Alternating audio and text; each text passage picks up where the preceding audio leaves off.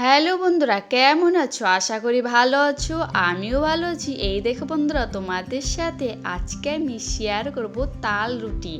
আর গরম গরম তাল রুটি আর এই ঝাল ঝাল আলুর তরকারি হলে তো কোনো কথাই হবে না, এত টেস্টি একটা খাবার। দেখো বন্ধুরা, এখানে আমি একটা পাকা তাল নিয়েছি। তালটাকে ভালো করে ধুয়ে পরিষ্কার করে উপরের চোকলাটা ফেলে তারপর তালটা থেকে আমি তালের গাঁটটা বের করে নেব। তার জন্য এখানে সামান্য জল দিয়ে তালটাকে ভালো করে হাত দিয়ে ছেনে নেব, যাতে নরম হয় আর তালের গাঁটটা বেরিয়ে যায়। দেখো, নরম করে ছেনে নিয়েছি। তারপর তালের গাঁটটা আমি বের করে নেব।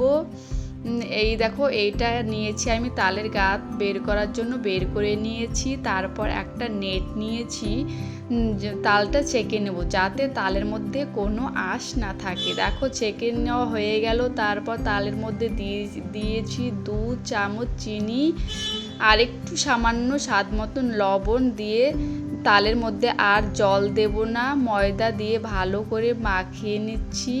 মাখিয়ে ঢাকনা দিয়ে রেখে দিচ্ছি 10 মিনিটের জন্য। 10 মিনিট পরে ফিরে আসলাম। দেখো, চিনিটাও গলে গেছে আর কি সুন্দর হয়েছে। তারপর আমি এবার রুটিটা বানিয়ে নেব। ঠিক যেইভাবে রুটি বানাও ঘরে, ঠিক সেইভাবেই আমি এই রুটিটা বানাবো। আর এই তালের রুটি খেতে তো খুবই ভালো লাগে। আর তোমরা কে কে খাও প্লিজ বলবে কমেন্ট করে।